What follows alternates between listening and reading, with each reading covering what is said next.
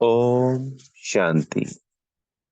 आज 23 फरवरी 2024 के महावाक्यों का मनन चिंतन में सबसे पहले प्यारे मीठे बाप दादा ने कहा कि हमें अपना चार्ट रखना है। तो चार्ट रखने से हमें ये पता पड़ेगा कि हम आगे बढ़ रहे हैं या पीछे हट रहे हैं।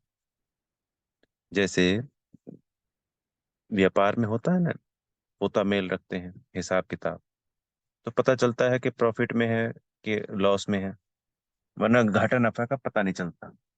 कर्म करते रहते हैं और फिर बाद में पता चलता है कि ये तो सोच रहे थे फायदा और हो गया नुकसान।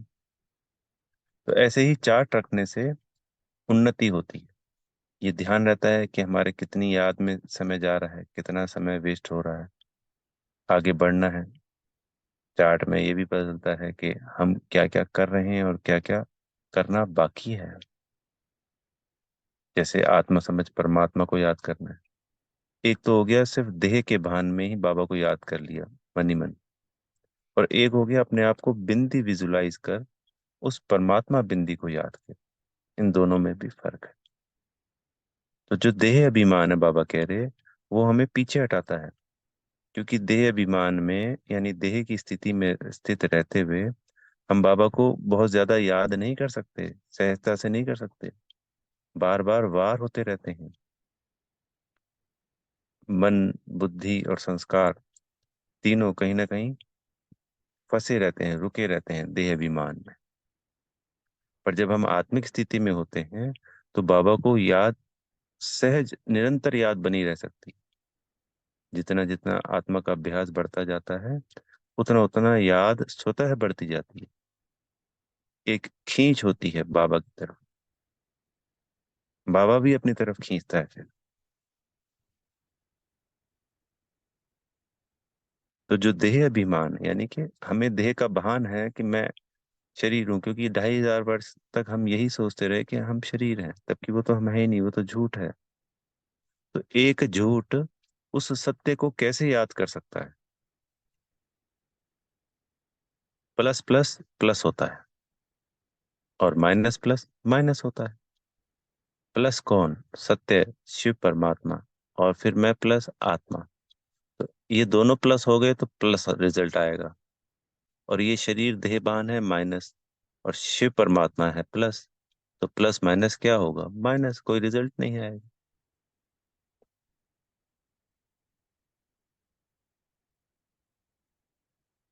तो इस देहभान को, देह अभिमान को छोड़ देना है और देही अभिमान, आत्मा अभिमानी बनेंगे तो उड़ती कला में रहेंगे।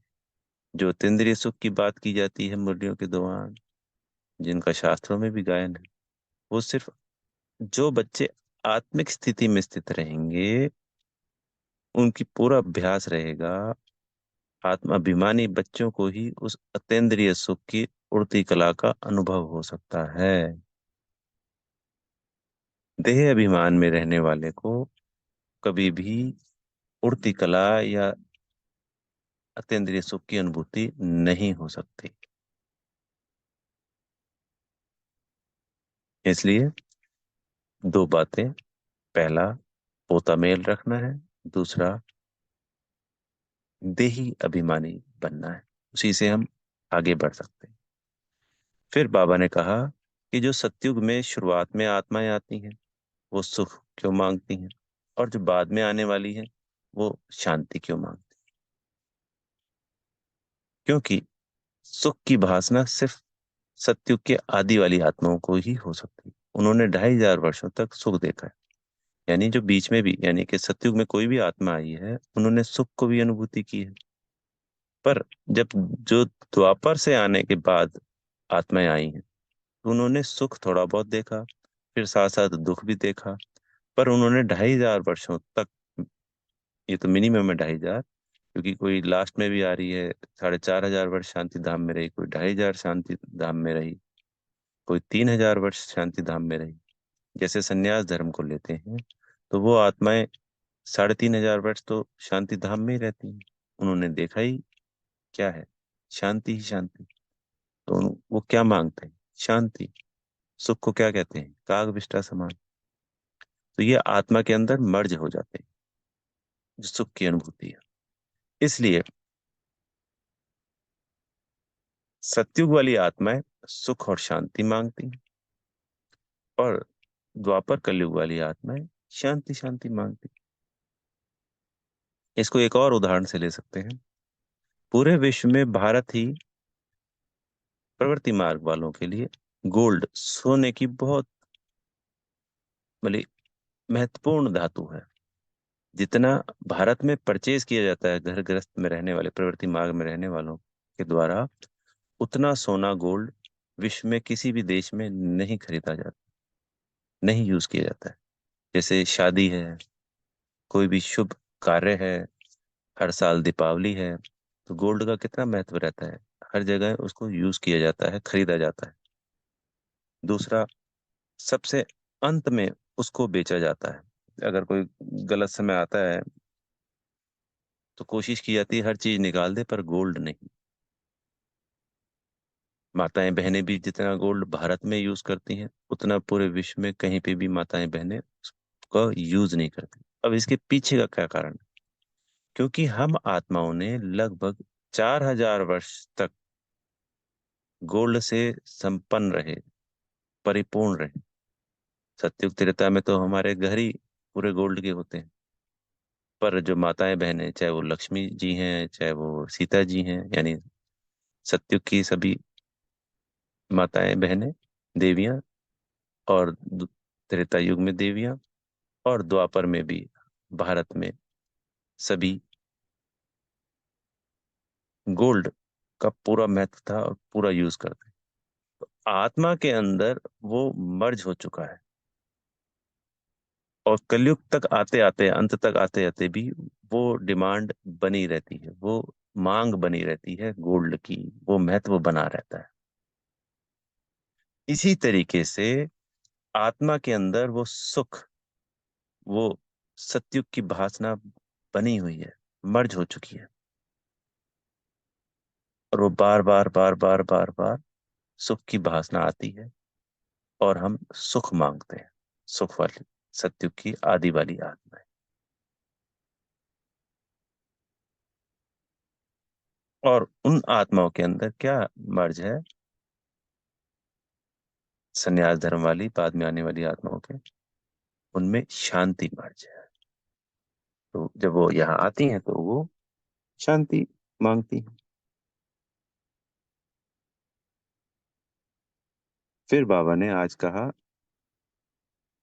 मुरली के बीच बीच में कि देह बहान, वही देह अभिमान हमें पीछे हटाता है। याद पे सारा मदार है, याद से ही विक्रम विनाश होने हैं। वर्षा शिव बाबा से मिलता है, सुख और शांति का। दूसरे सभी धर्मों की आत्माओं को भी कहो कि आप भी अपना वर्षा ले लो। सब आत्माओं को मैसेज देना है कि आओ और बाबा से अपना पूरा पूरा वर्षा लो। फिर आज बाबा ने वरदान में कहा कि बेहद की वैराग्य वृत्ति द्वारा पुराने संस्कारों के वार से सेफ रहने वाले मास्टर नॉलेजफुल वन, जब हम वैराग्य वृत्ति को जागृत करेंगे, तो जो पुराने संस्कारों की वजह से हमारे में ना विघ्न आते रहते हैं, सेवाओं में, संबंध संपर्क में। पुराने संस्कार कौन से हो गए? रावण माया के। हमारे तो है नहीं। आज तो हम अपने नए संस्कार, दैवी संस्कारों को फिर से इमर्ज कर रहे हैं। पर ये जो देह बहान वाले पुराने संस्कार थे, वो मर्ज पूर्ण रूप से अभी नहीं हुए हैं। उनको बेहद की वैराग्य वृत्ति से समाप्त करना है, हटाना है। इन्हीं संस्कारों के वजह से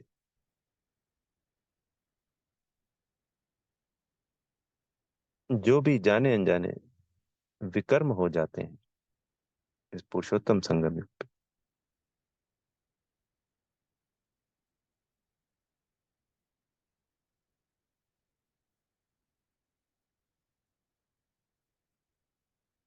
वो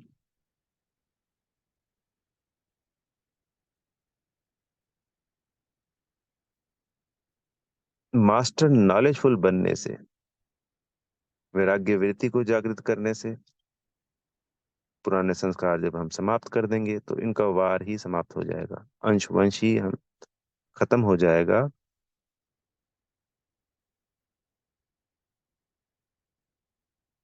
तो इनके वार से हम सदा सेफ रहेंगे। अच्छा। ओम शांति। बेहद का शुक्रिया प्यारे मीठे बाप दादाजी का।